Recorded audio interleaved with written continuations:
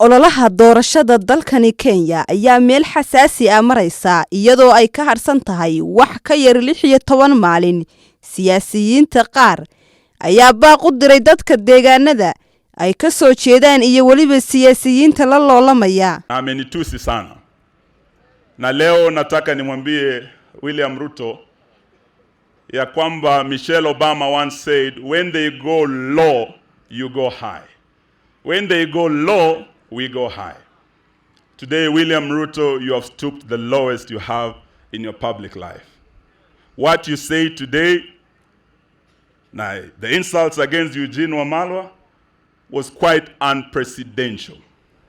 Very unprecedented.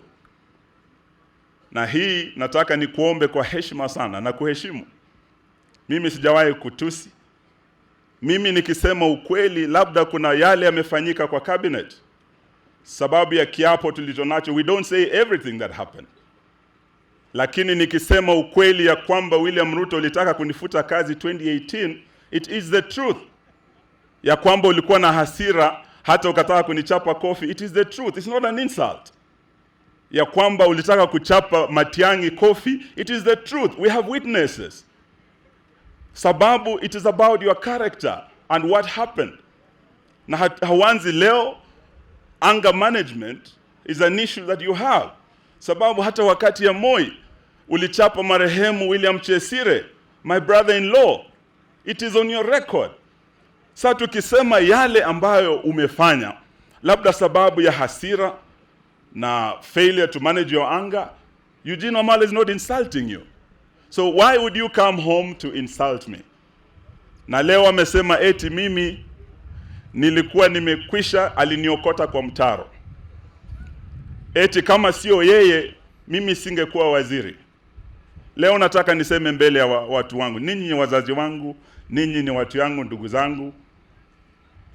Uhuru Kenyatta ndiye aliniteua kuwa waziri katika baraza lake. Na wakati ameniteua kuwa waziri, William Ruto alipinga my appointment.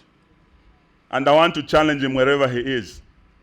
When I was appointed Minister for Water and Irrigation, William Ruto alikataa idara ya irrigation kuja kwa wizara yangu. Nilikuwa nje ya ofisi for several weeks sababu William Ruto hakutaka niteuliwe kwa serikali hii ya Uhuru Kenyatta. Na wakati nimeingia kule, mimi ni waziri, niliapishwa peke yangu. Nauliza William Ruto, mbona ulienda kwa sherehe za mawaziri wote wakiapishwa? Ukakataa kuja kwa sherehe ya kuapishwa kwangu. I was sworn in by Uhuru Kenyatta peke yake. Sababu William Ruto was against my appointment. Kufika 2018, mimi sababu nilipeleka viongozi wa Mlembe, huyu Mwambua Kiweko, tukiomba mambo ya hii sub-county, mambo ya Nzoia na Mumias. William Ruto sababu si kwenda kwake kumpigia magoti, nilipeleka viongozi wa Western kwa Mheshimiwa Uhuru Kenyatta. Vita yangu na Ruto ilianzia hapo. Na akaniambia nipeane resignation letter yangu. Leo he has repeated the same, saying serikali hii ni yake na Uhuru. Na kama sio Uhuru Kenyatta, nataka niambie watu wa Luya siku ya leo, hamungekuwa na Mluya hata mmoja kwa cabinet ya Uhuru Kenyatta. Sababu William Ruto alinifuta 2018. Mimi sijaongea mambo haya kwa muda. Sababu mimi ni mvumilivu sana na ninamheshimu sana naibu wa rais. Lakini yale ametamka leo, niseme nisiseme? Nitoboe nisitoboe? Mimi nimefika pahali nimesema wacha sasa tuseme ukweli wetu juu ya William Ruto. Sawa sawa? Kama jana najua naibu wa rais amekuwa hapa Bumula na ndugu yangu Mwambu ameuza sera zake za bottom up, si ndio? Mheshimiwa Raila Odinga na Mama Karua pia wako wanakuja wauze sera zao, si ndio, za Azimio. Sawa sawa? Hata ndugu yetu wa Jakoya na nini yake ya bangi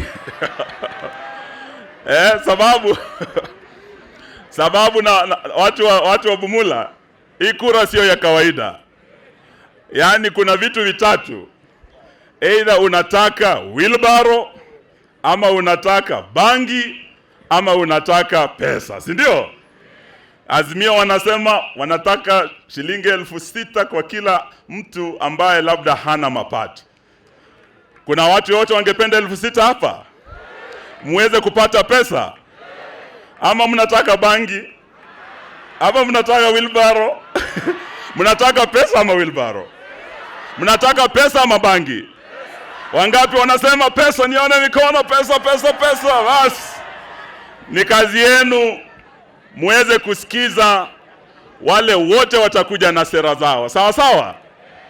Alafu tarehe 9 we unaenda peke yako na Mungu wako kwa debe, unaweka kura hapo. Sawa sawa? Na hiyo ni siri yako. Sawa sawa?